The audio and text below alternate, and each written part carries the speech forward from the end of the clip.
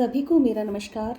आज अपने करने जा रहे हैं सूरदास के पद पाठ में से प्रश्न और उत्तर, जो कि आपके पाठ्य पुस्तक वाले भी होंगे और अन्य महत्वपूर्ण प्रश्न जो होते हैं वो भी इसमें शामिल हैं और बिल्कुल ही आसान भाषा में है, आपको आसानी से समझ में आ जाएंगे।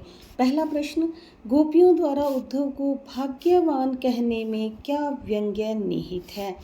तो देखिए, गोपियां उद्धव को भाग्यवान कहते हुए व्यंग्य कस रही हैं।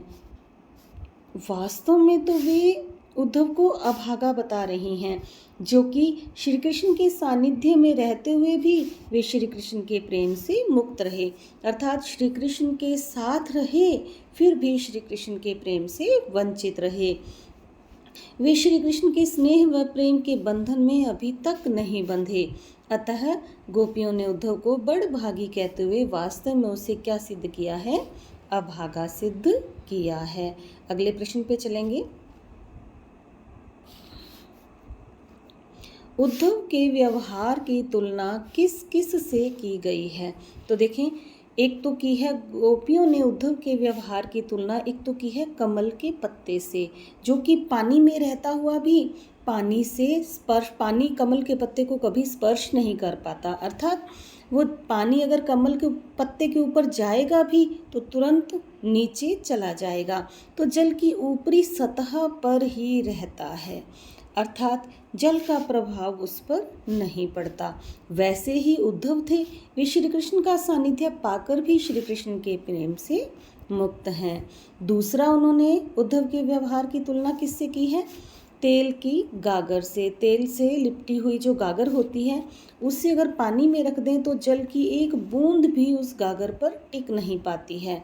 उद्धव पर श्री कृष्ण का प्रेम अपना प्रभाव नहीं छोड़ पाया है। तो किस किस से उद्धव के व्यवहार की तुलना की है? एक तो कमल के पत्ते से और दूसरा तेल लगी गागर से। आगे देखिए अगला प्रश्न, गोपियों ने किन किन उदाहरणों के माध्यम से उद्धव को उलाहने दिए हैं? तो गोपियों ने निम्नलिखित उदाहरणों के माध्यम से उद्धव को उलाहने दिए हैं।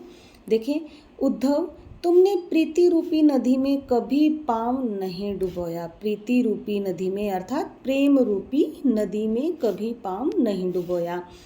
तुम कृष्ण के समीप रहकर भी उनके प्रेम से वंचित रहे और तुम्हारा योग संदेश हमारे लिए किसके समान है? कड़वी ककड़ी के समान है। आगे देखें, आगे वो कहती हैं कि वे अब तक इसी इंतज़ार में जी रही थी कि श्री कृष्ण वापस आ जाएंगे, परंतु उद्धव द्वारा भेजे गए योग संदेश ने तो उनकी विरह अग्नि, यहाँ पे क्या आएगा? विरह कर लीजिएगा, ठीक है, उनकी विरह अग्नि को और भी बढ़ा दिया था। अब चलेंगे अगले प्रश्न पर। देखें, उद्धव द्वारा दिए गए योग के संदेश ने गोपियों की विरह अग्नि में घी का काम कैसे किया? तो देखें, गोपियां श्री कृष्ण के आने के इंतज़ार में एक एक दिन गिन रही थी और इसी वजह से वे तन और मन की व्यथा को सहन कर रही थी, परंतु श्री कृष्ण ने उद्धव के साथ योग के संदेश को भेज दिया और विरह की अग्नि में जलती हुई गोपियों को उद्धव ने कृष्ण को भूल जाने और योग साधना करने का उपदेश दिया। उद्धव ने क्या उपदेश दिया? कि तुम कृष्ण को भूल जाओ और योग साधना में लीन हो जाओ, निर्गुण ब्रह्म का उपदेश दिया। और उसने क्या किया इस योग साधना ने गोपियों के लिए? जिसने उनके हृदय में चल रही विरह अग्नि में घी का काम किया और उसे और भी प्रज्वलित कर दिया। जिस तरह से किसी को गुस्सा आ जाए और अपने गुस्से को और बढ़ाएं तो अपन कहते हैं ना कि इसने तो आग में घी का काम किया, उसी तरह से गोपियां जो है वो विरह अग्नि में तो जल ही रही थी, ऊपर से वो अपना योग संदेश लेकर आ गए, जिससे इस योग संदेश ने गोपियों की विरह अग्नि में घी का काम किया। अब चलेंगे अगले प्रश्न पर। मर्यादा न लही के माध्यम से गोपियों कौन सी मर्यादा न रहने की बात की जा रही है? मर्यादा अर्थात मर्यादा, ये तद्भव है, मर्यादा तत्सम है। मर्यादा न लही के माध्यम से प्रेम की मर्यादा न रहने की बात की जा रही है। श्री कृष्ण के मथुरा चले जाने पर भी गोपियां उनके लौटने की प्रतीक्षा कर रही थी। वे तन मन की व्यथा को सहन कर रही थी कि श्री कृष्ण वापस आ जाएंगे। लेकिन श्री कृष्ण ने योग का संदेश देने के लिए किसको भेज दिया? उद्धव को भेज दिया, जिससे गोपियां मर्यादा छोड़कर बोलने पर आतुर हो गई, क्योंकि प्रेम के बदले प्रेम देना ही प्रेम की मर्यादा है। जबकि श्री कृष्ण ने मर्यादा तोड़ दी थी, योग संदेश भेज दिया था, इसलिए गोपियों ने भी अपनी मर्यादा छोड़ दी। अब चलेंगे अगले प्रश्न पर। कृष्ण के प्रति अपने अनन्य प्रेम को गोपियों ने किस प्रकार अभिव्यक्त किया है? तो देखें, गोपियों ने कृष्ण के प्रति अपने अनन्य प्रेम को विभिन्न प्रकार से अभिव्यक्त किया है। देखें, गोपियों ने चींटियों और गुड़ के उदाहरण से खुद को कृष्ण के प्रति अपने अनन्य प्रेम को अभिव्यक्त किया है। गोपियां कहती हैं कि जिस तरह से चींटियां, यहाँ चींटियां लिखेंगे भाई, ठीक है, गुड़ से चिपक जाती हैं, उसी तरह से हम श्री कृष्ण के प्रेम में डूबे हुए हैं। दूसरा उदाहरण क्या दिया? उन्होंने हारिल पक्षी और लकड़ी का उदाहरण देकर भी अपना प्रेम दर्शाया है। जैसे जिस प्रकार हारिल पक्षी सदैव अपने पंजे में कोई लकड़ी या तिनका पकड़े रहता है, किसी भी दशा में उसे छोड़ता नहीं है, ठीक उसी प्रकार गोपियों ने मन, वचन और कर्म से श्री कृष्ण के प्रेम रूपी लकड़ी को दृढ़ता पूर्वक पकड़ रखा है। आगे देखेंगे, वे जागते सोते सपने में भी दिन रात श्री कृष्ण की ही रट लगाती रहती हैं। अगला प्रश्न देखो, गोपियों ने उद्धव से योग की शिक्षा कैसे लोगों को देने की बात की है? तो देखें, गोपियों ने उद्धव से योग की शिक्षा ऐसे लोगों को देने की बात की है जिनका मन चंचल है और इधर उधर भटकता रहता है। गोपियों के अनुसार उन्हीं लोगों को योग की शिक्षा देनी चाहिए, क्योंकि गोपियां अपने मन व कर्म से कृष्ण के प्रति एकनिष्ठ हैं, उनका मन चंचल नहीं है। आगे देखेंगे अगला प्रश्न, प्रस्तुत पदों के आधार पर गोपियों का योग साधना के प्रति दृष्टिकोण स्पष्ट करें। गोपियां योग साधना के बारे में क्या सोचती हैं, ये बताना है इसमें। तो देखें, प्रस्तुत पदों के आधार पर स्पष्ट है कि गोपियां योग साधना को नीरस और व्यर्थ मानती थी।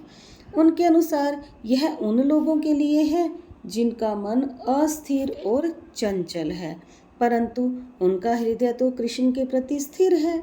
वे उनकी भक्ति में पूरी तरह समर्पित हैं और योग ज्ञान उनके लिए कैसा है? कड़वी ककड़ी के समान है। अगले प्रश्न पे चलेंगे, गोपियों के अनुसार राजा का धर्म क्या होना चाहिए? तो उत्तर देखेंगे, गोपियों के अनुसार राजा का धर्म प्रजा को अन्याय से बचाना और राजधर्म का पालन करते हुए प्रजा के सुखों को ध्यान में रखना है। अगले प्रश्न पर, गोपियों को कृष्ण में ऐसे कौन से परिवर्तन दिखाई दिए जिनके कारण वे अपना मन वापस लेने की बात कहती हैं? कि वो कहती है ना कि हमें हमारा मन वापस चाहिए, तो कौन कौन से परिवर्तन थे ऐसे कृष्ण में उनको दिखाई दिए? तो देखें, गोपियों को लगता है कि कृष्ण द्वारका जाकर राजनीति पढ़ाए हैं। राजनीति पढ़ाना अर्थात छल कपट सीख लेना। उनके अनुसार श्री कृष्ण पहले से ही चतुर थे, अब भारी भारी ग्रंथों को पढ़कर वे पहले से और अधिक चतुर हो गए हैं। अब उन्होंने क्या सीख लिया है? छल कपट सीख लिया है। कृष्ण पहले दूसरों के कल्याण के लिए समर्पित रहते थे, परंतु अब अपना ही भला देख रहे हैं। श्री कृष्ण गोपियों से मिलने की बजाय योग की शिक्षा देने के लिए उद्धव को उनके पास भेज देते हैं। इस कारण गोपियों के मन और भी आहत हुए। कृष्ण में आए इन्हीं परिवर्तनों को देखकर गोपियां अपने मन को श्री कृष्ण से वापस लेना चाहती हैं। ये नहीं आएगा भाई, जो मथुरा जाते वक्त श्री कृष्ण चुरा ले गए थे। तो देखें, इसी कारण से कि उन्होंने जाकर छल कपट सीख लिया, राजनीति सीख ली, इससे अच्छा तो कि वे हमारा मन वापस दे दें जो जाते वक्त चुरा कर ले गए थे। अगले प्रश्न पे देखेंगे, गोपियों ने अपने वाक चातुर्य के आधार पर ज्ञानी उद्धव को परास्त कर दिया। उनके वाक चातुर्य की विशेषताएं लिखिए। तो देखिए वाक चातुर्य अर्थात वाणी की चतुरता। गोपियों में व्यंग्य करने की अद्भुत क्षमता है और वह बात बनाने में किसी को भी परास्त कर देती हैं। गोपियाँ उद्धव को अपने तानों और व्यंग्य बाणों के द्वारा चुप करवा देती हैं और अपनी तर्क क्षमता से बात बात पर उद्धव को निरुत्तर कर देती हैं, अर्थात उद्धव उत्तर भी नहीं दे पा रहे थे। अगले प्रश्न पे चलेंगे। संकलित पदों को ध्यान में रखते हुए सूर के भ्रमर गीत की प्रमुख विशेषताएं बताइए। इंपॉर्टेंट क्वेश्चन है भाई, ध्यान में रखना। भ्रमर गीत की, जिससे ये सारे पद लिए गए हैं, चारों पद, उनकी विशेषताएं बतानी है अपन को भ्रमर गीत की, ठीक है। सूरदास द्वारा रचित है ये। इसमें निर्गुण और निराकार भक्ति से ज्यादा सगुण और साकार भक्ति को महत्व दिया गया है। वीडियो में पूरा समझाया हुआ है, जब इसके पाठ की जो वीडियो करवाई है उसमें निर्गुण और सगुण पूरा समझा दिया गया है। आगे देखें। भ्रमर गीत में उपालंभ की प्रधानता है, अर्थात व्यंग्यात्मक काव्य है। ये व्यंग्य कसा है किस पर? गोपियों ने उद्धव पर। भ्रमर गीत में ब्रज भाषा का प्रयोग हुआ है और सूरदास के भ्रमर गीत की गोपियाँ जो हैं वो वाक चातुर्य में निपुण हैं, अर्थात वाणी की चतुरता में निपुण हैं, कुशल हैं। पदों में गेयता और संगीतात्मकता का गुण है। पदों को गाया जा सकता है, गेयता मतलब गाया जा सकता है, संगीतात्मकता मतलब अर्थात उसमें संगीत जैसा है, हम उसे गा भी सकते हैं। गोपियों का श्री कृष्ण के प्रति एक निष्ठ प्रेम अथवा अनन्य प्रेम का प्रदर्शन किया गया है। आगे देखेंगे अगले प्रश्न पे। उद्धव ज्ञानी थे, नीति की बातें जानते थे। गोपियों के पास ऐसी कौन सी शक्ति थी जो उनके वाक चातुर्य में मुखरित हो उठी? तो देखें, गोपियों के पास श्री कृष्ण के सच्चे प्रेम की शक्ति थी। वे कृष्ण के प्रेम में एक निष्ठ थी। उन्हें कृष्ण के अलावा और कोई नज़र नहीं आता था, जिसके कारण उन्होंने उद्धव जैसे ज्ञानी को भी अपने वाक चातुर्य से परास्त कर दिया। अगले प्रश्न पे देखेंगे।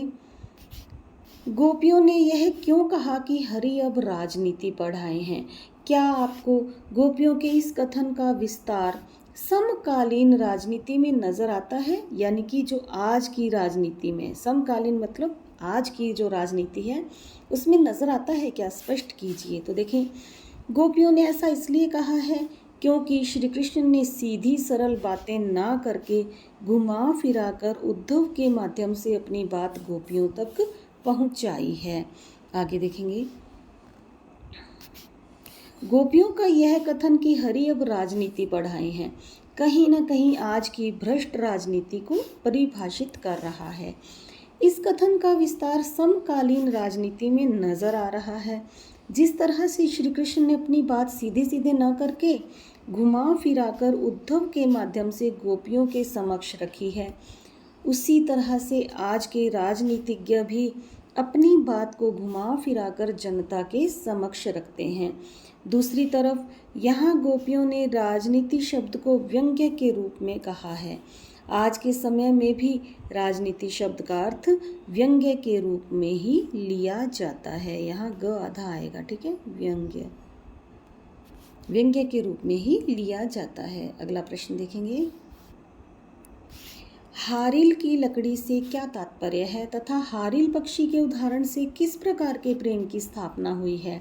देखें, हारिल एक पक्षी का नाम है जो एक लकड़ी या तिनके को हमेशा अपने पंजों में दबाए रखता है, उसे छोड़ता नहीं है। अतः हारिल पक्षी के उदाहरण द्वारा एक निष्ठ प्रेम की स्थापना हुई है। अगले प्रश्न पे चलेंगे। मन की मन ही मांझ रही, गोपियों ने ऐसा क्यों कहा? गोपियों ने अपने मन में सोचा, यहाँ पे नहीं आएगा, अपने मन में सोचा कि श्री कृष्ण स्वयं उनसे मिलने आएंगे, परंतु श्री कृष्ण ने स्वयं न आकर उद्धव के साथ क्या भेज दिया? योग संदेश भेज दिया। इसलिए गोपियों की श्री कृष्ण से मिलने की इच्छा मन की मन में ही रह गई।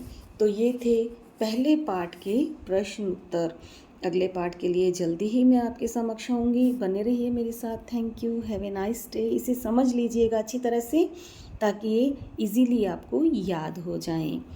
Thank you.